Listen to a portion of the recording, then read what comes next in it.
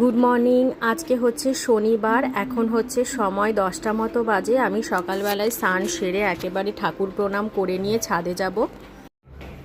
ছাদে যাচ্ছি এখন জামা কাপড় মেলতে। প্রচণ্ড রোদ, তো চলো জামা কাপড়গুলো মেলে নিই।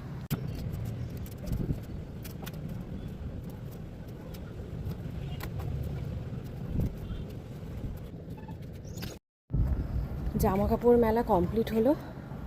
রোদ থাকতে পারে ছাদে, কিন্তু বেশ ভালো হাওয়া দিচ্ছে। এই গাছের ফুলগুলো কি সুন্দর লাগছে না? খুব সুন্দর লাগছে কিন্তু। এই যে এখানেও হয়েছে, এইদিকেও হয়েছে, বেশ ভাল লাগছে। দেখছো হাওয়া দিচ্ছে। দেখো গাছটায় আম ধরেছে কত। সবজিওয়ালা যাচ্ছে,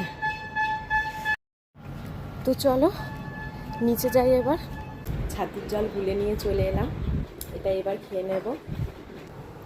এখানে মাংস ম্যারিনেট করা আছে সব কিছু দিয়ে। এখন হচ্ছে পেঁয়াজ ভাজা চলছে আর রান্না করছে কিন্তু এই যে। তো বলো পেঁয়াজে কি কি দিয়েছো? আর পেঁয়াজের সাথে আছে হচ্ছে একটু চিকেন মশলা দিয়েছি, একটু বিরিয়ানি মশলা, আর পেঁয়াজটা ছাড়ার আগে গোটা গরম মশলা, জিরে, তারপরে দারচিনি, এলাচ, আর হচ্ছে লবঙ্গ, আর একটা তেজপাতা। এইসব দিয়ে পেঁয়াজটা খাই হচ্ছে। মাংস এখন কষানো চলছে, তো বেশ সুন্দর কিন্তু কালারটা এসছে, কিন্তু শেপ একটু রেগে গেছে, কারণ পেঁয়াজ একটু পুড়ে গেছে, তাই জন্য একটু রেগে গেছে। সেটা কোনো ব্যাপার না, এখন মিশে যাবে। কোনো পোড়া গন্ধ বেরোয়নি, শুধু একটু কালো কালো হয়ে গেছে। আসলে মশলা পড়েছে তো পেঁয়াজের পর, ওই কারণে একটু কালো কালো হয়ে গেছে বেশি। যে আমার জন্য দেখো কষা মাংস এনেছে। ওই বাড়িতে আমার মা যেটা করে সেটা ও এই বাড়িতে কিন্তু আমার জন্য করে। ঠিক টেস্ট করাবেই আমাকে দিয়ে। মাংসের ঝোল ফুটছে, চলো একটা আলু কেটে দেখি সেদ্ধ হয়েছে কেমন।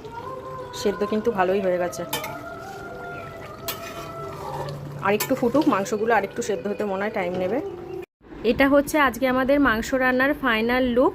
তো আমি বাটি করে রেডি করে নিলাম, কারণ এখন খাওয়ার সময় হয়ে গেছে। এখন সময় 2টো মতো বাজে। আর আজকে আমাদের লাঞ্চের মেনুতে ছিল হচ্ছে ভাত, শাক ভাজা, মাংস আর স্যালাড ছিল, আর চাল কুমড়োর তরকারি ছিল, সেটা আমি আর নিয়ে নিই। এই ভিডিওটা এখানেই শেষ করলাম, টাটা।